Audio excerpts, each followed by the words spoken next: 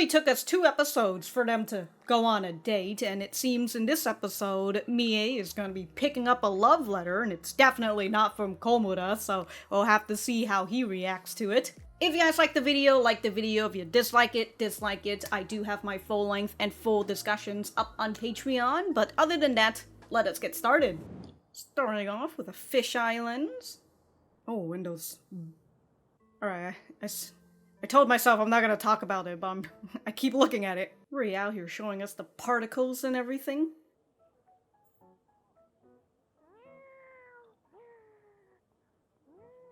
Oh, she's playing with a cat.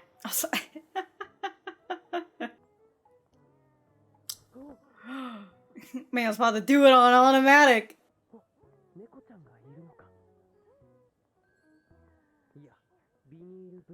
Well, what if there's another... What if there's a cat behind? It's a very odd perspective right there.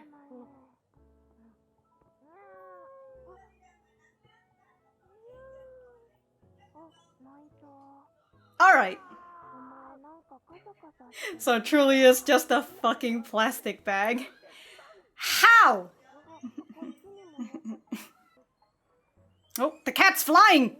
Okay, just because you're blind, right, doesn't mean that your hearing perception is also out of whack.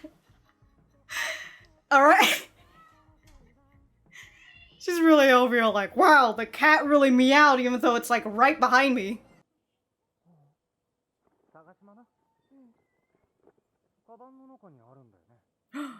It's another boy. Who is this? Azuma. He's the pretty boy. Oh no! Touched her hand. Excuse me, buddy.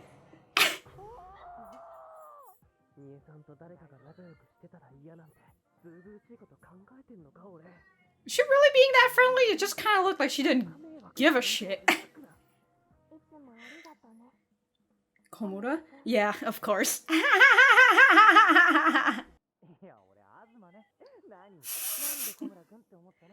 Azuma, are you also colorblind? Oh. Well, she wasn't looking at him.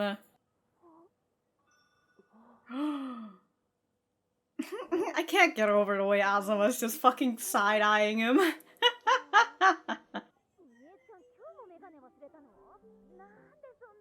You're probably gonna need to start giving glasses to your friend.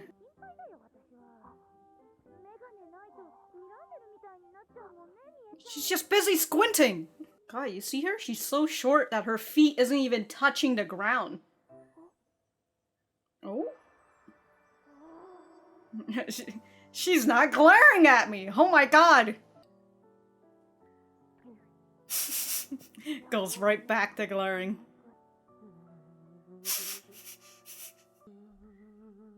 Man's been mulling over this for the whole school day.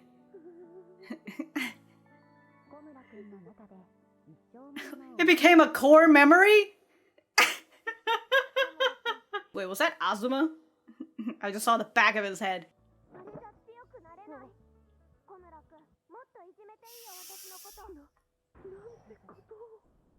Really just said that out loud. You know it's a new school day when she's forgotten her glasses.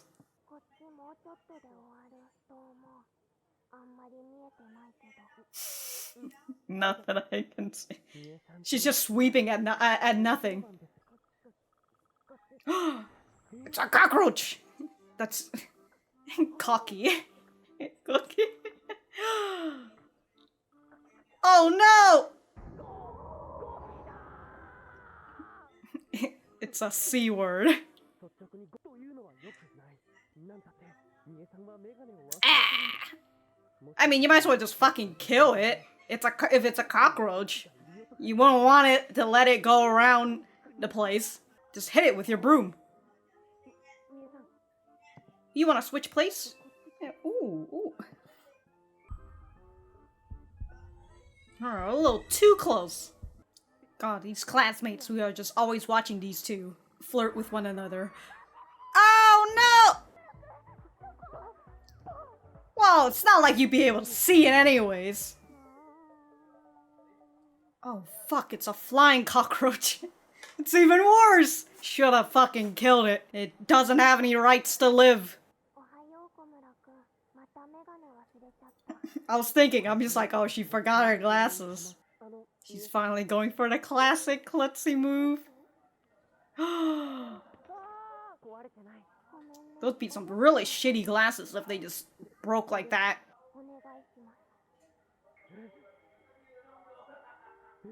Well, she's opening her mouth. Open wide. Put the glasses right in her mouth. I was just thinking, it just pokes her eye.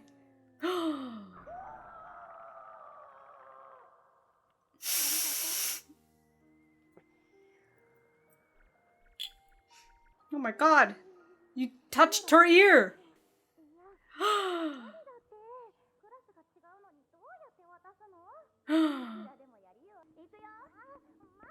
Ikuyo? Oh no, she dropped the love letter. What the fuck, dude? She's over here like, how am I supposed to give this love letter? Oh, I gotta go? Ooh, just slips right out of my fucking hands. Oh my god. What if she... Azuma?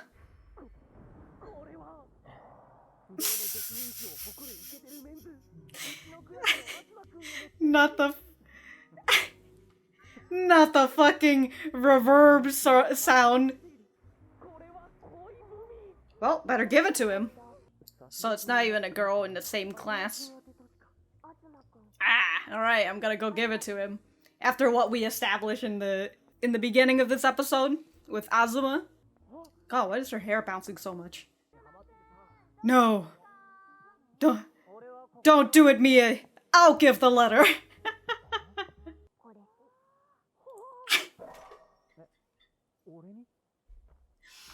If it doesn't say a name,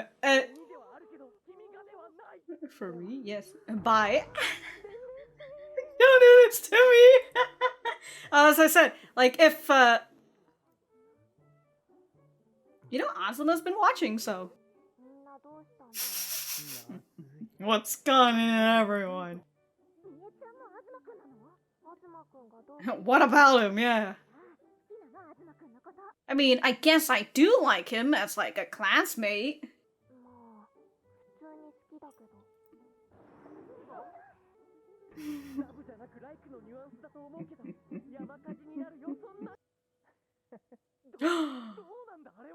Maybe he figured it out. Yeah, maybe. That's also another thing. If the sender didn't put their name on it. I'm not good looking enough to know what good looking people think. Maybe she lied to you when she said she picked up a love letter. Of course, he's hot. Oh no, he's got the whole package! And he has a German Shepherd! Whoa! He's just watching. He's just watching Komura. Maybe Azuma's got hots for you. Ooh, man's all fucking trembling and shit. I think he's a good boy. Yeah, why does everybody keep asking me about him? She's already garnered by her reaction.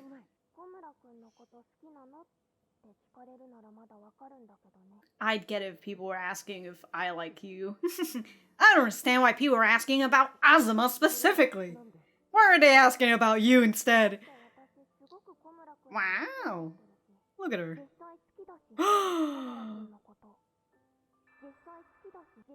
Alright.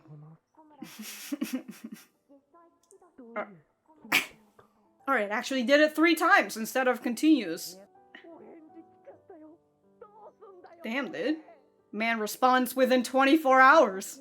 It's good customer support. She can't even... read this response for me. Look at Azuma, dude. I was gonna say, there's nothing in there. It's just a blank page. It just says, sorry, Mie. I like Komura.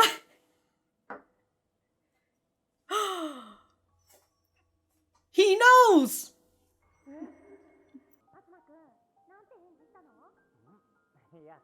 Boy's been watching.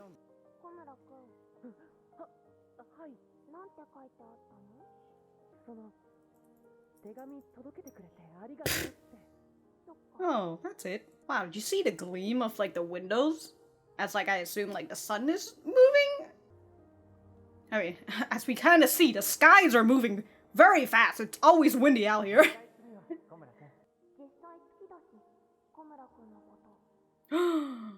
Maybe you guys should just date already. Fear of attractive and absent-minded people. So, this episode kind of gives the same feeling as, like, the first episode.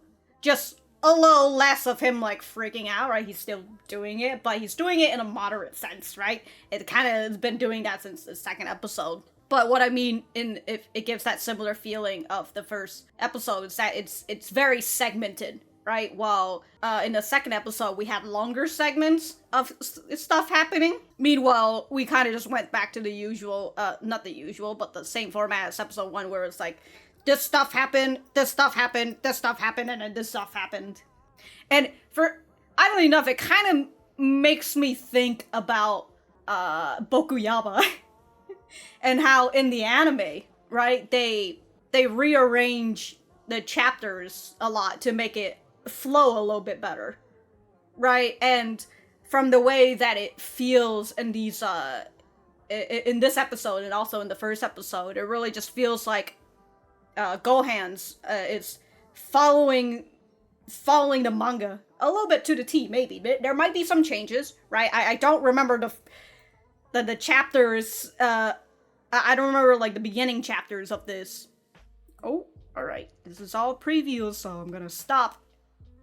But, yeah, in terms of what I was talking about, I'm not, like, a super avid fan. I have not reread this series in a while. I am kept up with what's currently happening in the latest chapters and everything, but I haven't gone back and reread through these, like, first 3 volumes, right? First 4 volumes or whatever. So, unlike BokuYaba, where I know things, and also I have, like, references easily, so, like, unlike BokuYaba, where I kind of know specifically which chapter is which for which episodes, this one, I am not really all that sure, but just from the way that Gohan's is doing it, it really does feel like they are just taking the chapter and adapting it as it is, instead of doing something like the studio that's doing BokuYaba, where, again, they're taking the chapters and they're kind of just moving it around all over the place, but they're making it fit in the anime, right? It makes it feel like the flow is a little bit better. What it feels like in this episode is that there's a lot of start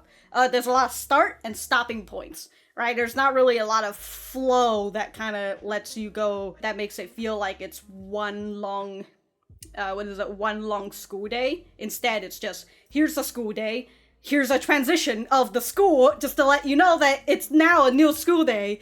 And perhaps understandable that it could be a little bit more difficult to move chapters a little bit around, because the whole idea is that she's missing her glasses, she forgets her glasses, and so, you know, she gets into that whole, like, oh, I can't see anything sort of mood. But, you know, now that I'm thinking about it, I guess they could still kind of just do that. They could just figure out the parts where she forgot her glasses, then you can just kind of combine that into one school day instead, but okay. Okay, we're gonna go back to the center. Alright, so that was episode 3 of The Girl I Like Forgot Her Glasses. Let me know what you guys think about it in the comments down below. You know that I always like talking to you guys. For me, I thought that this was a pretty nice episode, as I've already explained, you know, in, like, the previous part about how I feel about this episode in terms of structure and how much more familiar it is with episode 1, which I didn't like as much, but, you know, it's whatever. I certainly like episode 2 a lot better just because of its longer segments. I much prefer that sort of feel rather than having all that start and stopping points, right? And how that's how it feels in the manga, and it's fine when you're kind of reading that chapter by chapter. It kind of just Because, like, with, like, the chapter-by-chapter points, you, as a manga reader, know that this is the start and stopping points. It's just that you definitely feel it a lot more when you have all these combined chapters and they have their start and stopping points, and you feel like, you know, you're starting and then you're stopping and immediately you're heading into another segment. And well, going back to BokuYaba, and how BokuYaba has that situation too, where there are different scenarios that's happening in the chapters, but the studio that does BokuYaba does it really well in combining and forming some of the situations into one another, right? So then it makes it feel like they're not just two separate chapters. Right? It really feels like it's just one continuously long segment, and again, that's why I like, that's the thing that I like about BokuYaba, and the creative freedom that they've taken, right? The liberty that they've taken. And just looking at the way that, you know, this episode is structured, it really just makes me think about BokuYaba just a whole lot more. But, you know, I think the most difficult thing with me right now is that I love BokuYaba. I absolutely love it. I think it's one of the best rom-com of all time, and it's a hill that I will die on.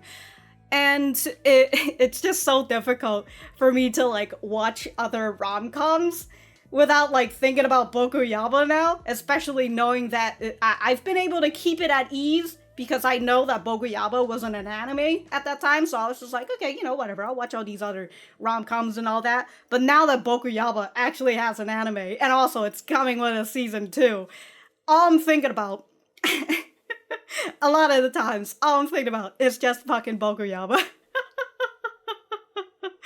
But, okay, other than the whole episode structures, I don't really have too much else to talk about. Actually, now that I think about it, what I was talking about in terms of, like, so this is a longer segment, so I apologize for saying that this episode is much more shorter segments. It certainly felt like it a little bit with the second half, but but after, like, the 13-minute mark, it was all about the love letter thing, so that's fine. That's good. That's good. We do get our introduction of Azuma, the resident playboy, the person that Komura is just so afraid of. But I'll be honest with you, you know, you shouldn't be afraid of Azuma coming after your girl. You should be afraid of Azuma coming after you. This boy's always staring at you. Maybe he's just a big shipper, you know? Kind of looks like it with towards the end with him handing out the handing the letter and saying that, you know, oh, Komura likes you too, right? He knows what's up. He's a big shipper, this guy is.